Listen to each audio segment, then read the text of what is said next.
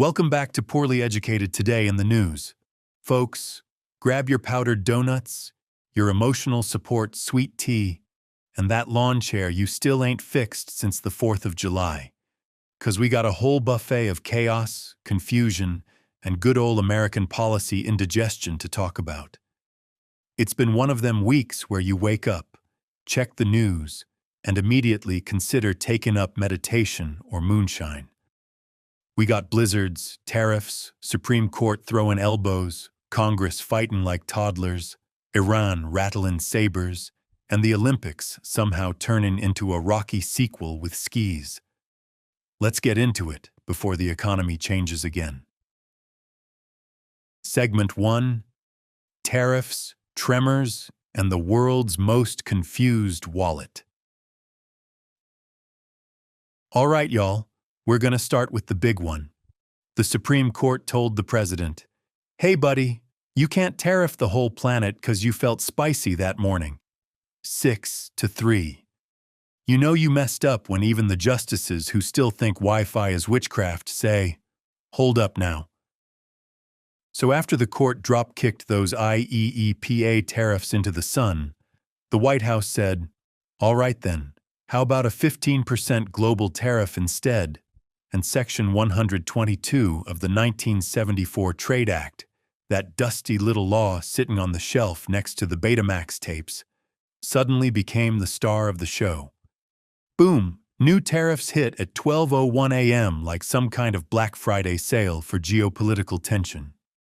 This thing lasts 150 days, which in Washington time is basically forever, because Congress moves slower than me trying to get out of bed after eating Waffle House at midnight. Now part of the economy is like, "Hey, tariffs are inflationary," and the rest is like, "No, we can handle it." Meanwhile, the stock market is over there having a panic attack in the produce aisle. Tech companies lost $1.3 trillion of market value in a single week. That's trillion with a T, which is what I say every time I see the price of eggs. That can't be right. Folks are rotating out of tech into energy, materials, and consumer staples. When that many people run from tech stocks that fast, even my cousin Bubba texts me saying, "Is AI all right? Did they turn it off and turn it back on again?" And speaking of AI, some researchers said the robots might ruin the consumer economy, which is ironic, 'cause humans already beat 'em to it in several states. But the wildest part? Businesses still asking when they get their refunds for all the illegal tariffs. Treasuries digging under couch cushions like your uncle looking for the remote on Thanksgiving. We swear the $160 billion is here somewhere. I swear this economy is one more tariff away from walking out the door and leaving a note that says, "Y'all figure it out." Segment 2: DHS Shutdown, Blizzard of 2026, and the Great American Snowpocalypse. Now, if you thought the tariff mess was complicated, wait till you meet the DHS shutdown, which is currently on day 11, or as FEMA calls it, "Please stop." The Democrats said they ain't passing funding until ICE and CBP get reined in. Republicans said, "Nope," and DHS said, "Cool, I guess we're running the country with quarters and pocket lint now." And right when DHS shuts down, God decides to drop the thickest blizzard this side of Narnia. This wasn't just snow. This was snow that enters your house uninvited and eats your leftovers. Boston, Providence, Rhode Island, Cape Cod, all buried under 2 to 3 feet. Thunder snow. That's right. Lightning inside the snowstorm like Zeus trying to make a frappuccino. Providence set an all-time record, 37.9 inches. Rhode Island was looking like someone dumped a giant vanilla protein shake on it. Meanwhile, 350,000 folks lost power. Cape Cod was basically 86% dark, which is the same percentage of Congress who don't know what TikTok is. TSA had to shut down global entry processing, which means every single fancy traveler now has to stand in the same line as the rest of us. Rich folks suddenly learning what "take your belt off" feels like. They look traumatized. One guy at LaGuardia reportedly whispered, Is this how commoners live?" FEMA paused everything except life-threatening emergencies, which is fair, but also means if you request help for anything less than a dragon attack, they're telling you to call later. Meanwhile, the blizzard straight up ripped power lines off poles. Winds hit 98 miles per hour in Wellfleet, Massachusetts. That's a hurricane that forgot it ain't summer. If this country gets any more dramatic, the weather is going to demand its own reality show. Segment 3. Iran, War Drums, and Operation Midnight Hammer. 2. Snowball's Revenge. Now let's talk Iran, because what's a good American news week without a little potential global conflict sprinkled in? Tehran's cranking up uranium enrichment again, and the U.S. is flying aircraft carriers to the Middle East like they're door-dashing democracy. Analysts say if we strike Iran's nuclear program, it won't be one big Hollywood explosion.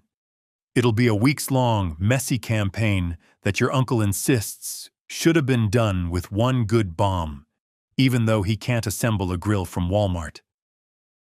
Negotiations in Geneva ain't going well either. U.S. sent envoys like Witkoff and Kushner to demand zero enrichment, and Iran said, "How about no?" They offered token enrichment and some uranium exports. U.S. said nah. President said Iran will have a very bad day, which is not exactly the language diplomats like to hear. It's wild. We got a blizzard at home, tariffs around the world, DHS shut down, and at the same time, we're out here playing chess with nuclear materials like it's game night. Pentagon also dropped a new defense strategy at midnight, because that's when you release documents you hope nobody reads. It basically says, Europe, defend yourself. South Korea, you got it. Ukraine, we'll help, but only a little. America's focusing on America now, which is honestly the most poorly educated thing I've ever heard a government say. Segment 4. Health Agencies in Chaos, RFK Jr. versus RFK Jr., and the NIH says no more fetal tissue. All right, now on to the health sector, which is currently more scrambled than my cousin's eggs when he learned cholesterol is real. First, the CDC's number 2 guy resigned. Not retired, not transferred, resigned.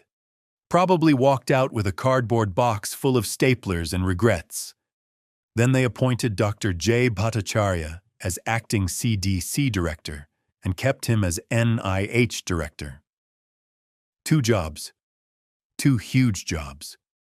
Most of us can't even manage laundry and dishes at the same time. This is the most consolidated health authority since your grandma decided she was family doctor every time someone coughed at Thanksgiving. Then you got RFK Jr., who built his whole career yelling about toxic herbicides, suddenly saying we need more herbicides for national security. His supporters are looking at him like, "Sir, is this one of them AI deepfakes?"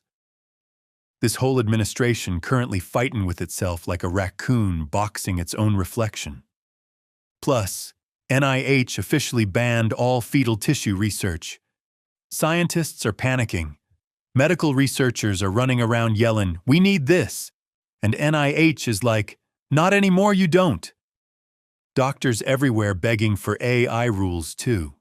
They're like, "Look, we want AI helping us, not telling us we have 6 minutes left to live because an algorithm saw a funny shadow on a scan." This whole health system is more chaotic than a Walmart during tax refund week. Segment 5. Supreme Court throwdowns, Ohio health antitrust, and USPS says, "We lose your mail because we can." All right, y'all. The Supreme Court didn't stop with telling the president, "No tariffs, bucko." They also decided the Postal Service cannot be sued for losing your mail, even if they lose it on purpose. That's right. If your package goes missing, USPS basically says, "Oops." Anyway. Then comes the Ohio Health lawsuit. DOJ and Ohio Attorney General tag-teaming like WWE wrestlers, suing the state's biggest hospital network for forcing insurers to sign all-or-nothing contracts. Basically, either take every hospital we got, or you can go sit alone in the cafeteria. Prices went up, competition went away, and insurance companies cried into their spreadsheets. Meanwhile, the Supreme Court also introduced automated recusal software, which is funny because that's basically admitting we don't trust ourselves to remember who we're not supposed to rule on. Honestly, this is the most American thing ever. We automated accountability because nobody felt like keeping track. Segment 6. Olympics glory, cricket chaos, and America finally beats Canada at something important. Let's end with some joy before my blood pressure needs its own segment. The Milano Cortina 2026 Winter Olympics wrapped up, and Norway dominated so hard, I'm convinced half that country was born wearing skis. Johannes Klæbo won 6 gold medals. 6. Most Americans ain't even won 6 arguments in their entire lives. Team USA had its best Winter Olympics ever. 12 gold medals, breaking our all-time record. And the big cherry on top?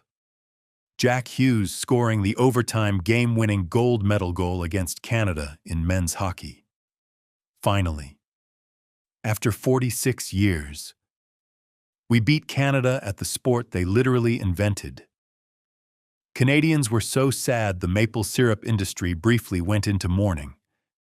Italy came in third with 30 medals, which is impressive considering half their athletes were probably distracted by how good the food is. Meanwhile, cricket's T20 World Cup is exploding across India and Sri Lanka. India beat Pakistan, which caused 1.2 billion heart attacks and 4 days of celebrations. USA beat Namibia too, which shocked everyone, including, I believe, the USA team.